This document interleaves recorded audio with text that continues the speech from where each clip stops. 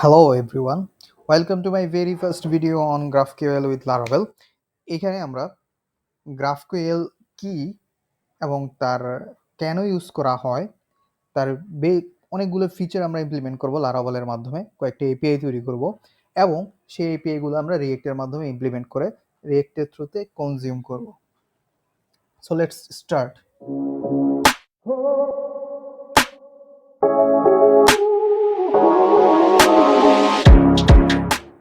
শুরু করার আগে আমাদের কিছু জিনিস জানতে হবে, লাইক লারাভেল কি বেসিক আইডিয়াগুলো থাকতে হবে। লারাভেলের রেস্ট এপিআই গুলো সম্পর্কে আইডিয়া থাকতে হবে।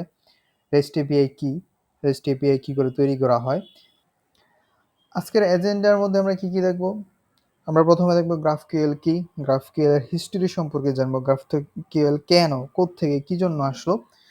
রেস্টের সাথে গ্রাফকিউএল এর একটা কম্প্যারিজন দেখবো। অলরেডি আমাদের রেস্ট একটা ভালো একটা ফিচার রয়েছে সার্ভার টু সার্ভার কমিউনিকেশনের জন্য।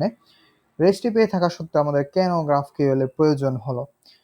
তারপর গ্রাফকিউএল এর কিছু প্রোস অ্যান্ড কনস দেখব। গ্রাফকিউএল এর ইউজ কেসগুলো দেখবো যে কখন আমাদের গ্রাফকিউএল ইউজ করার প্রয়োজন এবং কখন আমাদের গ্রাফকিউএল ইউজ করার প্রয়োজন নেই। নেক্সট আমরা গিটহাবের এপিআই এর এক্সাম্পল দেখব। গিটহাবের রেস্ট এপিআইও রয়েছে, গ্রাফকিউএল এপিআইও রয়েছে, আমরা দুইটা একটা এক্সাম্পল হিসাবে দেখব। Now first point, what is GraphQL? GraphQL কি? গ্রাফকিউএল হচ্ছে রেস্ট এপিআই এর প্রথম কথা, রেস্ট এপিআই এর অল্টারনেটিভ। কি দেখেছি, রেস্ট এপিআই হচ্ছে একটা আর্কিটেকচার বেসড। ওইখানে সার্ভার থেকে আর্কিটেকচারটা ডিফাইন করা থাকে যে তুমি কি রেসপন্সটা পাবে। আর গ্রাফকিউএল এ আমাদের ক্লায়েন্টের যতটুকু প্রয়োজন অতটুকু সে কুইরি করে নিয়ে নিতে পারবে। অনেকটা লাইট এক্সাম্পল দিলে হচ্ছে এসকিউএল কুইরির মতো বা মাইএসকিউএল কুইরির মতো। এটা ইন্ট্রোডিউস করছিল মেটা বা ফেসবুক। এটা স্কিমা থাকে ডোমেন স্পেসিফিক। লাইক আমি যদি একটা ই কমার্সের জন্য গ্রাফকিউএল তৈরি করি, তাহলে সেই ই কমার্সে কী কী ডাটা আমি পাবো, কী কী ডাটা পাবো না, সেটা ডোমেন অনুযায়ী, ই কমার্সের ওই ডোমেন ওই প্রজেক্ট অনুযায়ী আমাকে স্কিমা ডিফাইন করে দিতে হবে স্পেসিফিকলি যে আমি কী ডাটা অ্যাক্সেস পাচ্ছি, কী ডাটার অ্যাক্সেস পাচ্ছি না। তারপর নেক্সট হচ্ছে গ্রাফকিউএল এর জন্য আমাদের রিসোর্স সিঙ্গেল কোনো রিসোর্স না, আমরা মাল্টিপল রিসোর্স আমরা ইউজ করতে পারি। যেমন রেডিস ইউজ করতে পারি, ডেটাবেস ইউজ করতে পারি, কোর এপিআই মানে থার্ড পার্টি এপিআই আমরা ইউজ করতে পারি। নাও গ্রাফকিউএল এ কি কি অপারেশন হয়? গ্রাফকিউএল এ তিন ধরনের অপারেশন হয়: query, mutation and subscription. Query কি? কুইরি হচ্ছে বেসিক্যালি একটা রিড অপারেশন, যে আমার ডাটাবেজে ডাটা আছে অথবা আমার কোনো এপিআইতে অথবা ক্যাশ, রেডিস, এনিথিং মানে যাই কিছু হোক সেখানে ডাটা আছে, সেই ডাটাটা আমি নিয়ে আসবো জাস্ট রিড হিসাবে, কোনো চেঞ্জ করবো না, মডিফিকেশান করবো না। নেক্সট হচ্ছে মিউটেশন। মিউটেশনটা কি? আমার রিসোর্সের মধ্যে ডাটা আছে, সেই ডাটাটাকে আমি চেঞ্জ করবো, আপডেট করবো, ডিলিট করবো, আপসার্ট করবো। এই অপারেশনগুলো আমরা মিউটেশনের থ্রুতে করবো।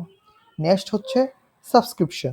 সাবস্ক্রিপশনটা কি? সাবস্ক্রিপশনটা হচ্ছে ইভেন্ট লিসেনারের মতো। এটা মানে এটা কন্টিনিউয়াসলি আপনার লিসেন করতে থাকবে। কোনো একটা ইভেন্ট ফায়ার হলো তখন তার রেসপন্সে সে রেসপন্স, তার এগেনস্টে সে রেসপন্স করবে। ওকে, না হচ্ছে হিস্টোরি। হিস্টোরি বেশ interesting part, I always love history. History GraphQL কেন আসলো? যেহেতু আমাদের অলরেডি রেস্ট এপিআই এর মতো ওয়েল অর্গানাইজড প্রসেস রয়েছে, আমরা কেন গ্রাফকিউএল এর প্রয়োজন হলো? বেসিক্যালি 2012 সালের আগে ফেসবুক তার মোবাইল অ্যাপ্লিকেশনের জন্য আইডেন্টিটি ক্রাইসিসে ভুগতেছিল। তারা রেস্ট এপিআই অলরেডি ওদের ছিল, রেস্ট এপিআইতে ওরা ওদের অ্যাপটাকে অপটিমাইজ করতে পারতেছিল না, ওদের অ্যাপটাকে আরও ইউজার ফ্রেন্ডলি করতে পারতেছিল না। তখন তারা রেস্ট এপিআইয়ের বিকল্প বেটা সলিউশন নিয়ে রিসার্চ করা শুরু করে এবং তারা গ্রাফকিউএল ইন্ট্রোডিউস করে। ওরা 3 বছর ইন্টারনালি জিনিসটাকে ইউজ করে। 2015 সাল পর্যন্ত ওরা ইন্টারনালি ইউজ করে এবং 2015 সালে ওরা এটাকে ওপেন সোর্স করে দেয়। গ্রাফকিউএল মেটা ওপেন সোর্স করে দেয়। তারপর 15 সাল পর এটা অনেকেই ইউজ করে, অ্যামাজন ইউজ করে, মাইক্রোসফট ইউজ করে, ফেসবুক তো ইউজ করতেছি, প্লাস আরও অনেক গিটহাব, অনেকগুলো অর্গানাইজেশন এটা ইউজ করে। এখন ইউজ তো করতেছে, এখন এটা ওপেন সোর্স ছিল মেটা, বাট এইটা শুধু মেটার জিনিস হোক এটা আসলে ঠিক ছিল না, যেটা ফাউন্ডেশন করা হয় 2018 সালে, ওপেন ফর অল এটা ফাউন্ডেশন। সেই ফাউন্ডেশনে কন্ট্রিবিউট করতেছে AWS এবং অন্যান্য অনেকেই এটা ফাউন্ডেশনে কন্ট্রিবিউশন করেছে। ওকে, নাও রেস্ট ভার্সেস গ্রাফকিউএল, এটা অনেক ডেভেলপারের মধ্যে অনেক একটা কি বলবো ডিবেটিং পার্ট, যে which is better, which to use. Basically আমরা স্টার্ট করি রেস্ট এপিআই থ্রুতে। রেস্ট এপিআইতে আমরা কি জানি, মাল্টিপল এন্ড পয়েন্ট থাকে এবং সেই এন্ড পয়েন্টের থ্রুতে আমাদের নেসেসারি ডিফাইন আর্কিটেকচার মানে বলা থাকে কোন এপিআইতে আমরা কি রেসপন্স পাবো, কোন এন্ড পয়েন্টের থ্রুতে আমরা কি রেসপন্স পাবো। তো এটার একটা সমস্যা হচ্ছে ওভারফেচিং। লাইক ওভারফেচিং এর ব্যাপারটা হচ্ছে যে আমরা যতটুকু ডাটা প্রয়োজন তার চেয়ে বেশি ডাটা পাচ্ছি, we are getting more data than we need. Like আমার ফ্রন্ট এন্ড আমরা যখন ব্যাক এন্ড ডেভেলপ করি তখন যদি আমাদের ইউআই থাকে তখন আমরা ইউআইতে দেখি যে ইউআই এর মধ্যে এই সেম জিনিস কত জায়গায় ইউজ হচ্ছে, বাট ডিজাইন অনুযায়ী সব জায়গায় সেম রকম ডাটা থাকে না। তখন আমরা একটা কমন এপিআই তৈরি করে রাখি, যেই কমন এপিআইটা আমার মাল্টিপল কম্পোনেন্টে ডাটা সার্ভ করতে পারে। বাট তখন দেখা যাচ্ছে যে আমার যেই কম্পোনেন্টে যেই ডাটা প্রয়োজন নেই সেই ডাটাও চলে যাচ্ছে, এটাই হচ্ছে ওভারফেচিং।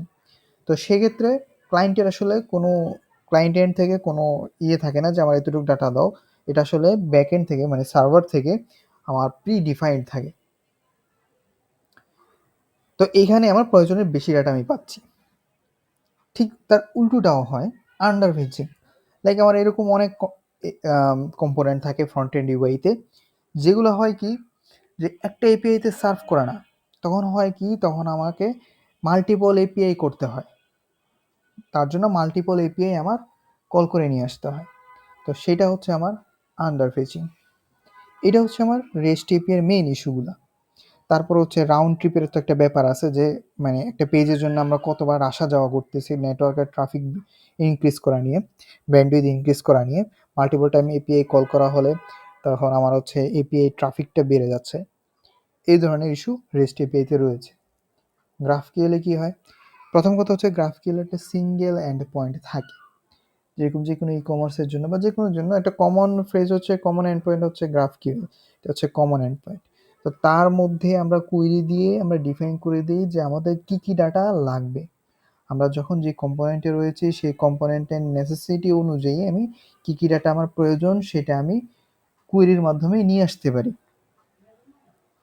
এখন আমার যদি বেশি ডাটা প্রয়োজন হয় তখন কুইরির ভিতরে আমি নেস্টেড ডাটা নিয়ে আসতে পারি। লাইক কোনো একটা ই কমার্সের মধ্যে আমি ক্যাটাগরি ডিটেলসের মধ্যে ক্যাটাগরি নেসেসারি অ্যাট্রিবিউটগুলো নিয়ে আসতে পারি, ওই ক্যাটাগরির আন্ডারে কি কি প্রোডাক্ট রয়েছে সেগুলো হচ্ছে আমরা নিয়ে আসতে পারি। একটা ই কমার্সের মধ্যে ক্যাটাগরির আন্ডারে ক্যাটাগরি ডিটেলস প্রয়োজন, সেই ক্যাটাগরি ডিটেলসের সাথে তার কি কি প্রোডাক্ট রয়েছে, প্রোডাক্টের আন্ডারে কি কি রিভিউ রয়েছে, তার কাউন্ট, এগুলো আমরা একটা এপিআই কলের থ্রুতে নিয়ে আসতে পারি। বাট যখন আমরা এটা রেস্ট এপিআই নিয়ে কাজ করি তখন এটা আসলে একটা এপিআই থ্রুতে পসিবল না, তখন আমাদের মাল্টিপল এপিআই তৈরি করা প্রয়োজন হয়। ওকে, কিছু প্রোজ এবং কনস, সবচেয়ে ভালো তা না, কিছু কমপ্লেক্সিটি ও কিছু কনসও রয়েছে। আচ্ছা, প্রথমে আসি প্রোজে। প্রথম কথা হচ্ছে ফ্লেক্সিবিলিটি। লাইক যদি ফ্রন্ট এন্ড এরকম হয় যে ফ্রন্ট এন্ড এক্স্যাক্টলি আমরা জানি না ফ্রন্ট এন্ডে কী কী ডাটা প্রয়োজন, তখন লাইক ফ্রন্ট এন্ড ডেভেলপ হচ্ছে, ফ্রন্ট এন্ড নিয়ে কথাবার্তা হচ্ছে, ফ্রন্ট এন্ড ডেভেলপ এখনো হয়নি, অথবা একই এপিআই এর মাল্টিপল ক্লায়েন্ট রয়েছে, কোন ক্লায়েন্ট কিভাবে ইউজ করবে সেই সম্পর্কে আমরা জানি না। তখন রেস্ট এপিআই এর প্রচুর ফ্লেক্সিবিলিটি রয়েছে, আমি আমার মতো করে তৈরি করে দিলাম, এখন যার যেভাবে প্রয়োজন সে সেভাবে ডাটা নিয়ে নিবে। ইফিশিয়েন্ট রেসপন্স, ওই যে ওভারফেচিং আন্ডারফেচিং এই ইস্যুটা থাকতেছে না গ্রাফকিউএল এ। তারপর রাউন্ড ট্রিপ, যেমন যখন দেখলাম যে আমরা আন্ডার ফেচিং হচ্ছে তখন মাল্টিপল এপিআই কল দেওয়া হচ্ছে, আবার একটা এপিআই কল আরেকটা এপিআই এর উপর ডিপেন্ডেন্সি রয়েছে, তখন এটা একটা রাউন্ড ট্রিপ হয়ে যাচ্ছে। গ্রাফকিউএলে এই রাউন্ড ট্রিপের কোনো প্রয়োজনই নেই। তারপর ডকুমেন্টেশনের জন্য আমাদের মাল্টিপল এন্ড পয়েন্ট দরকার হয় রেস্ট এপিআইতে, বাট গ্রাফকিউএলে আমাদের সিঙ্গেল এন্ড পয়েন্টেই কাজ হয়ে যাচ্ছে। সেলফ ডকুমেন্টেশন, গ্রাফকিউএলে যে স্কিমাটা রয়েছে সেটাই হচ্ছে একদম সেলফ ডকুমেন্টেশন। তো স্কিমাটা থাকলেই হচ্ছে আমার ডকুমেন্টেশনটা হয়ে গেল। কনসের মধ্যে রয়েছে এটা বেশ কমপ্লেক্সিটি, এখন অনেক লাইব্রেরি রয়েছে, অনেকটা ইজি হয়ে গেছে, বাট তারপরে ইনার আর্কিটেকচারটা বেশ কমপ্লিকেটেড। তারপর এর ক্যাশিং একটা ইস্যু রয়েছে। নর্মাল আমরা এইচটিটিপি যে ক্যাশ পাই গেট করলে, আমরা গেটের থ্রুতে যখন ডাটা নিয়ে আসি তখন হচ্ছে এইচটিটিপি কিছু ক্যাশে আমরা ফেসিলিটি আমরা পাই, সেই ক্যাশিং ফেসিলিটিগুলো এখানে থাকছে না। এগুলো হচ্ছে সবই হচ্ছে পোস্ট।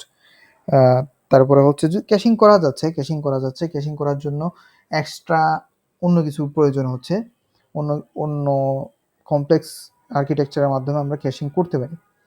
তারপর হচ্ছে এরর হ্যান্ডলিং, স্ট্যান্ডার্ড ওর কোনো এরর হ্যান্ডলিং নেই। এই রেস্ট এপিআই যেমন আমি এররগুলো ডিফাইন করে দিতে পারতেছি, বাট এখানে হচ্ছে এররগুলো আমি ডিফাইন করে দিতে পারতেছি না। তারপরে হচ্ছে আমি যখন নেস্টেড কুইরিগুলো করতেছি তখন হচ্ছে আমার ব্যাকএন্ডের মধ্যে খুব এক্সপেন্সিভ কুইরি রান হয়। এগুলো ছিল আমাদের কমস। হোয়েন টু ইউজ, তো এখন আমরা কিছু ইউজ কেস দেখবো যে আমরা কখন গ্রাফকিএল আমাদের ইউজ করা উচিত, কখন ইউজ করা উচিত নয়। ওকে, ভেরি ফার্স্ট ইউজ কেস হচ্ছে যদি এরকম হয় আমি আমার ক্লায়েন্টকে চিনি না, আমি প্রিডিক্ট করতে পারতেছি না আমার ক্লায়েন্ট আমার ডাটা কীভাবে ইউজ করবে, তখন আমার বেস্ট অপশন হচ্ছে গ্রাফকিএল, নট রেস্ট এপিআই। নেক্সট, আমার যদি এরকম হয় আমি আমার ক্লায়েন্টকে চিনি, ওই উল্টাটা, আমি আমার ক্লায়েন্টকে চিনি, আমি আমার তার ডিজাইনটা জানি, আমার ডিজাইন সম্পর্কে ভালো আইডিয়া আছে, মানে তার আর্কিটেকচার সম্পর্কে, তার ফ্রন্ট এন্ডে কী কী ডাটা দিতে হবে সেটা আমি জানি, তখন আমার রেস্ট এপিআই বেটার, আমার সেই গ্রাফকিএলে যেতে হবে না। আর যদি এপিআই সিম্পল ক্রুড এপিআই হয়, অথবা সিম্পল ছোট অ্যাপ্লিকেশন হয়, তখন সেক্ষেত্রে ছোট অ্যাপ্লিকেশনের জন্য গ্রাফকিউএল এর কোনো প্রয়োজনীয়তাই নেই, সেটা রেস্ট এপিআই দিয়েই হয়ে যাবে। নেক্সট, যদি স্কিমা, আমার ডেটাবেজে কী কী ডাটা আছে, ইন ফিউচার এডিশন অ্যাপ্লিকেশন থাকলো, মানে হচ্ছে মানে আমার কারেন্ট একটা এস্টিমেট টাইমের মধ্যে আমি আমার স্কিমাটা জানি, কী কী ডাটা প্রয়োজন হতে পারে, কী কী ডাটা আমি সার্ভ করতে পারবো, আমার কাছে কী কী ডাটা আছে, সেই ক্ষেত্রে GraphQL is better option. Next, আমরা আসলে গিটহাবের এক্সাম্পলটা দেখব। এখানে আমি জাস্ট দুইটা এপিআই এক্সাম্পল হিসাবে দুইটা এপিআই রাখা হয়েছে, একটা হচ্ছে রেস্ট আর একটা হচ্ছে গ্রাফকিউএল। রেস্টে হচ্ছে মাল্টিপল এন্ড পয়েন্ট রয়েছে গিটহাবের জন্য। আমি একটা সিম্পল এপিআই কল দিব, এখানে হচ্ছে আমি ইউজারের ইনফরমেশনটা নিয়ে আসবো। তো এখন যদি আমি এই এপিআইটা কল দিই, এখানে আমার বেয়ারার টোকেন রয়েছে, আমার নিজস্ব ডেভেলপার টোকেন, এটা আপনারা গিটহাব থেকে ইজিলি নিয়ে নিতে পারবেন। গিটহাব থেকে ডেভেলপার অ্যাক্সেস টোকেন আপনি নিয়ে নিতে পারবেন। তো এটা যদি আমি হিট করি এখন, তো এখানে আমি দেখবো যে অনেক ডাটা দিয়ে দেওয়া হয়েছে। তো এখন ফ্রন্ট এন্ডের মধ্যে যদি এরকম হয় আমার এত ডাটার দরকার নেই, আমি এখান থেকে কেবল হচ্ছে ইউজারের নেমটা নিব, তার বায়োটা নিব, আর হচ্ছে তার কি নেওয়া যায়, লোকেশনটা নিব।